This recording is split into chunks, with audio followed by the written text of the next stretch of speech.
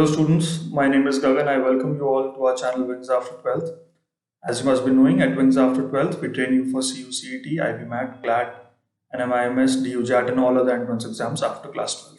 In this video, we'll be solving some very important questions of percentages. The questions that are related to 3 or 4 given numbers. Like in the question, they give 3-4 questions related to 3-4 numbers related to one another, and we have to solve accordingly, right? So the first question is, Arun's age in years is 40% of Varun's age. In another few years, Arun's age will be half of Varun's age at that time. So by what percent will Varun's age increase during this period? There are two people, Arun and Varun. Arun's age is 40% of Varun's age. So 40%. So if this is 10, this is 4. Or we can say if this is 5, this is 2. Okay? In another few years, Arun's age will be half of Varun's age. तब ये ratio क्या होगा? अभी 40% है तो ratio is 2:5. ठीक है? जब ये हाफ होगी तो रेशियो होगा 1:2. ठीक है? हम बहुत यूनिक तरीके से इसको सॉल्व कर रहे हैं. देखो, तब रेशियो होगा 1:2. एक चीज हमें समझनी है कि दोनों केसेस में, है ना, डिफरेंस ऑफ एज वो कभी चेंज नहीं होता है. दो लोगों के बीच में एज का जो डिफरेंस होता है ना, that is never changing, that does not change. ठीक है? That is always constant. So ratio हर बार बदल सकता है. Every year the ratio changes but the age remains constant. Difference of ages remains constant. ठीक है? फॉर एग्जाम्पल, मान लो अगर हम 2009 की बात करें, ए और बी है. ए 10 साल का है, बी 15 साल का है, मान लेते हैं. इनकी एज का रेशियो क्या है? 2:3. ठीक है? 2021 में 2 साल बाद ए कितने साल का होगा? 12 साल का. बी कितने साल का होगा? 17 साल का. अब इनकी एज का रेशियो बदल गया है, बट इन दोनों की एज में जो डिफरेंस है वो सेम है. ठीक है ना? दोनों की एज का जो डिफरेंस है वो सेम है. तो दो लोगों की एज में डिफरेंस हमेशा कांस्टेंट रहता है, रेशियो बदलता रहता है एवरी ईयर. लाइकवाइज यहां पे क्वेश्चन कह रहा है कि अरुण की एज वरुण की एज का 40% है. तो हमने मान लिया कि अगर वरुण की एज 5 है तो अरुण की एज 2 है. ठीक है? 2:5 का रेशियो ले लिया हमने. कुछ साल के बाद अरुण की जो एज है वो वरुण की एज का 50% होगी, हाफ होगी. ठीक है? तो उस समय रेशियो होगा 1:2. अब यहां पर एक चीज का हमने ध्यान रखना है, डिफरेंस कांस्टेंट है. यहां पर डिफरेंस क्या है? यहां इन दोनों में डिफरेंस क्या है? 3 साल का. यहां पर डिफरेंस क्या है? 1 साल का. अगर हम इस वैल्यू को 3 से मल्टीप्लाई कर दें, दोनों तरफ अगर हम 3 से मल्टीप्लाई कर दें, तो यहां जो डिफरेंस 1 साल का है वो 3 साल का डिफरेंस में बदल जाएगा. तो इस 1 को हमने मल्टीप्लाई कर दिया 3 से, और इसको हमने मल्टीप्लाई कर दिया 2 को 3 से. ठीक है? तो अब रेशियो 1:2 का ही है, लेकिन डिफरेंस अब हो गया है 3 साल का. ठीक है? इसका मतलब वरुण की एज पहले 5 यूनिट्स थी, अब वो 6 यूनिट्स हो गई है. क्वेश्चन कह रहा है बाय व्हाट परसेंट विल वरुण's age increase during this period. तो 5 यूनिट से 6 यूनिट अगर हो जाता है तो दैट इज 20% इंक्रीज. तो इस क्वेश्चन का आंसर है वरुण's age will increase by 20% during this period. I hope ये क्लियर होगा. चलिए अब नेक्स्ट क्वेश्चन देखते हैं. Two numbers are 50% and 75% less than a third number. By how much percent should the second number be increased to get the first number? 3 numbers हैं, मान लेते हैं ABC है. जो पहले 2 नंबर है वो थर्ड नंबर से 50% कम और 75% कम है. तो मान लेते हैं थर्ड नंबर है 100. तो पहला नंबर क्या होगा? 50% less, so it will B 50. Second number is 75% less, that is 25.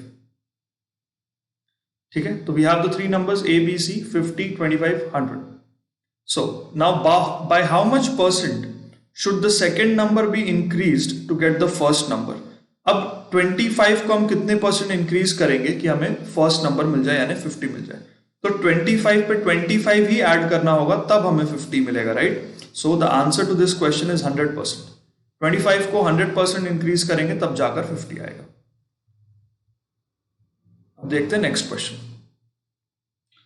If the first number is 45% less than the third number, the second number is 20% more than the third number, then the average of first two numbers is how much percent less than the third number? Okay, so here also we have three numbers A, B, C. The first number is 45 less than the third number, so let the third number be 100. First number is 45% less, so that is 45 less, so it is 55. Second number is 20% more than the third number, 20% more than the third number, so this is 120. Then the average of first two numbers is how much percent less than the third number? Okay, यहाँ पे हमें इन दोनों की average निकालनी है, तो इसकी average क्या होगी? इसकी एवरेज होगी 22.5 और 60, 82.5, 82.5 इसकी एवरेज है, राइट? दोनों को ऐड करके हाफ करो या हाफ हाफ करके ऐड कर दो, एक ही बात है। तो हमने यहाँ पे हाफ हाफ करके इसको ऐड किया है, 27.5 होगा, 27.5, तो दिस इज 87.5, ठीक है, 87.5। तो A और B की एवरेज है 87.5, तो अब हमें बताना है कि 87.5 is what percent less than 100, so clearly it is 12.5% less, so इसका आंसर हो गया 12.5%। सो आई होप ये क्लियर है। नेक्स्ट क्वेश्चन करते हैं। If the first number is 8.33% less than the third number, okay, तो हमें पता होना चाहिए कि 8.33% का मतलब होता है 1/12, right? And the ratio of second number and the third number is 15:16, then the first number is how much percent less than the second number? Okay, let us take three numbers A, B, C, ठीक है। यहां पे हम यहां से start करते हैं question को कि सेकेंड और थर्ड नंबर का जो रेशियो है ना वो 15:16 है, तो इसको हम मान लेते हैं 15, इसको मान लेते हैं 16।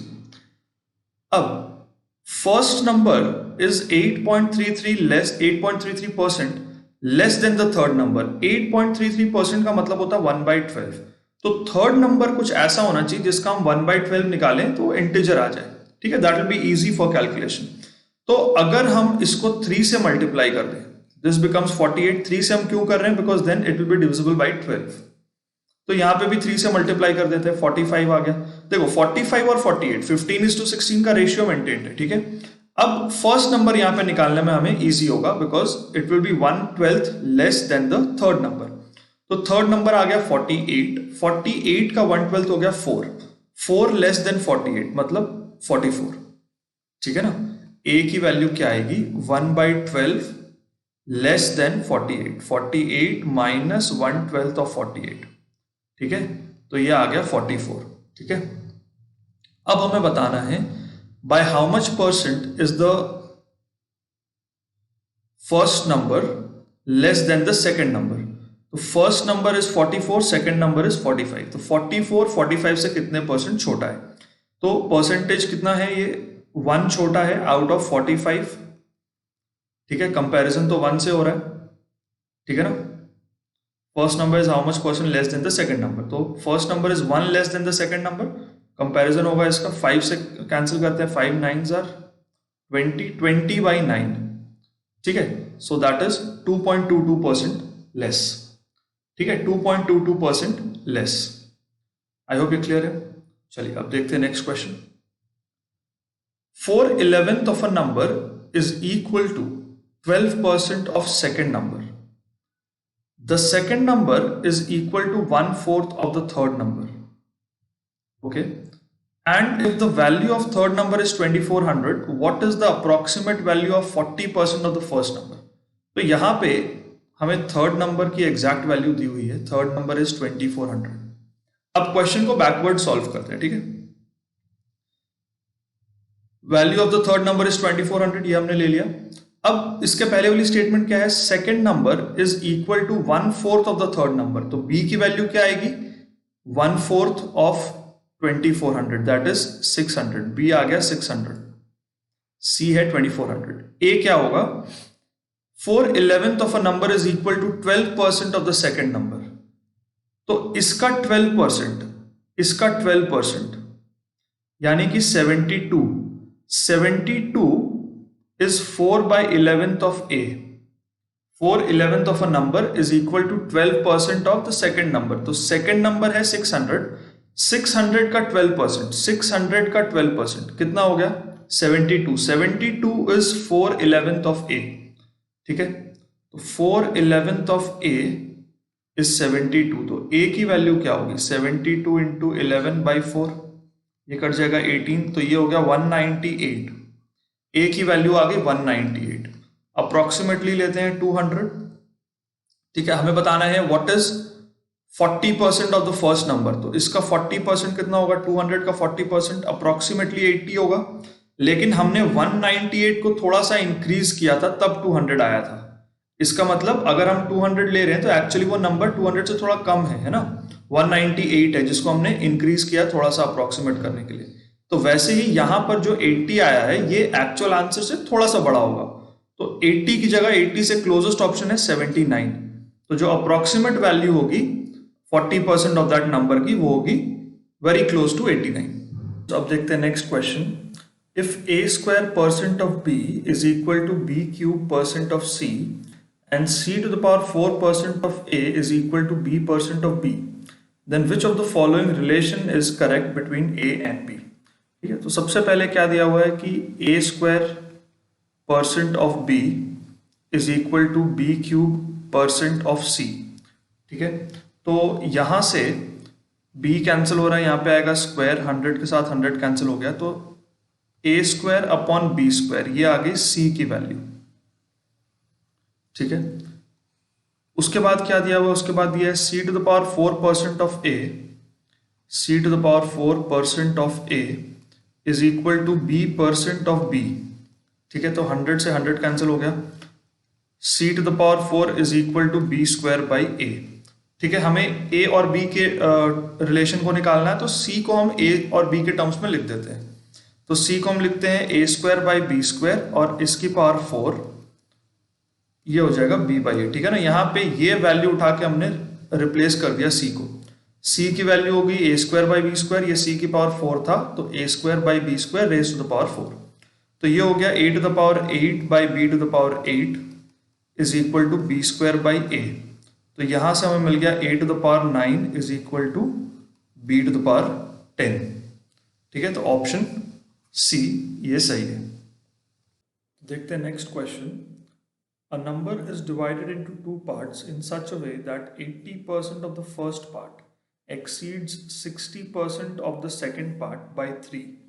Also, 80% of the second part exceeds 90% of the second part. ये फर्स्ट होगा. 90% of the first part by 6. Find the number. Okay. मान लेते हैं ये एक नंबर है n, इसको हमने दो पार्ट्स में डिवाइड किया, एक पार्ट है a, एक पार्ट है b. क्वेश्चन कह रहा है 80% ऑफ द फर्स्ट पार्ट यानी कि 0.8a exceeds 60% of the second part. ये 60% ऑफ सेकेंड पार्ट से ज्यादा है, मतलब 80% ऑफ ए और 60% ऑफ बी, ये डिफरेंस है 3. दूसरा इक्वेशन क्या है, also 80% of the second part यानी कि 0.8b exceeds 90% of the first part by 6, मतलब इसका और 90% ऑफ फर्स्ट पार्ट का जो डिफरेंस है वो है 6. ठीक है, अब इसे हम क्या करते हैं, इसको ऑल ओवर हम 10 से मल्टीप्लाई कर लेते हैं. तो ये क्या बन जाएगा 8a minus 6b is equal to 30. यहाँ पे बन जाएगा 8b minus 9a is equal to 60. अब हम क्या करते हैं कि अगर हम b को कैंसिल करने की कोशिश करें तो b यहाँ पर है 6 और यहाँ पर है 8, तो हम इसे 24 बनाने की कोशिश करते हैं. तो हम इसको 3 से मल्टीप्लाई करते हैं ऑल ओवर. ठीक है, यहाँ पे 3 से मल्टीप्लाई करते हैं तो ये होगा 24a माइनस 4 से कर लेते हैं तब 24 हो जाएगा. b कैंसिल होगा 4 से मल्टीप्लाई करके. तो 8 4 जा 32a minus 24b is equal to 120. और इस इक्वेशन को हम मल्टीप्लाई कर लेते हैं 3 से, तो ये बन जाएगा 24b minus 27a is equal to 180. ठीक है, अब ये एक इक्वेशन हो गया हमारे पास और एक ये इक्वेशन हो गया. इनको हम साइमल्टेनियसली सॉल्व करते हैं. इनको अगर हम ऐड करेंगे तो जो बी वाला पार्ट है वो कैंसिल होगा, ठीक है, इनको हम ऐड करते हैं। 32a minus 24b is 120 and minus 27a plus 24b is equal to 180। तो b वाला पार्ट कैंसिल हो गया, यहाँ से आ गया 5a की वैल्यू आ गई 300, तो a की वैल्यू आ गई 60, ठीक है। अब a की वैल्यू 60 अगर हम किसी भी इक्वेशन में डाल देते हैं तो हमें b की वैल्यू पता लग जाएगी, ठीक है ना। अगर हम इस इक्वेशन में डालते हैं जैसे कि 8b minus 9a is equal to 60, तो a की जगह हम डाल देते हैं 60, तो 8b माइनस 9 इंटू 60, तो ये कितना हो जाएगा 540 उधर जाएगा तो ऐड होगा, 8b इज इक्वल टू 600, तो b क्या होगा 600 बाई 8, ठीक है, 75 हो जाएगी b की वैल्यू। और हमें क्वेश्चन में पूछा कि वो नंबर क्या है, तो a की वैल्यू 60 है, b की वैल्यू 75 है, तो नंबर तो a और b का सम होना चाहिए, दैट इज 135, तो ये हमारा सही आंसर होगा, ठीक है। चलिए अब देखते हैं next question. If 110% of A's income is equal to 115% of B's income, which is equal to 120% of C's income, and the sum of their incomes is rupees 7,930, what is B's income? ठीक है, तो 110% of A's income, 110% of A's income is equal to 115% of B's income, which is equal to 120% of C's income, ठीक है। तो 100 क्योंकि common है इसको हम हटा देते हैं। अब ये 5 से कैंसिल करते हैं तो हमें मिलेगा 22a is equal to 23b is equal to 24c, ठीक है। अब यहाँ पे ना हम एक काम करेंगे, हम ABC का रेशियो निकालेंगे। तो रेशियो निकालने का तरीका क्या है कि a की जगह हम क्या लिखेंगे, b और c के कोएफिशिएंट को मल्टीप्लाई करके। तो यहाँ पे हमने लिख दिया 23 इंटू 24, ठीक है। b की जगह हम लिखेंगे a और c के कोएफिशिएंट को मल्टीप्लाई करके, तो ये हो गया 22 इंटू 24, और c की जगह हम क्या लिखेंगे, a और b के कोएफिशिएंट्स को मल्टीप्लाई करके, ये हो गया 22 इंटू 23, ठीक है। चलिए अब इसको हम ऐड करते हैं, मल्टीप्लाई करते हैं। 23 इंटू 24, 23 इंटू 10 और 23 इंटू 20 और 23 इंटू 4, 46 का डबल 92, 552, ठीक है।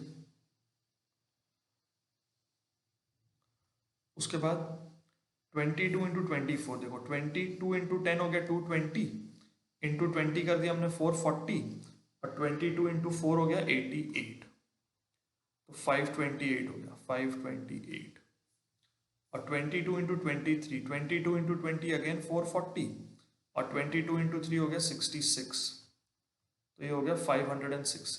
ये रेशियो है इसका, ठीक है। इसका सम अगर हम देखें तो क्या होता है, इसको भी अगर हम चाहें तो और थोड़ा सिंप्लीफाई कर सकते हैं। इसको अगर हम 2 से कैंसिल आउट करें ना, तो 2 से ये आएगा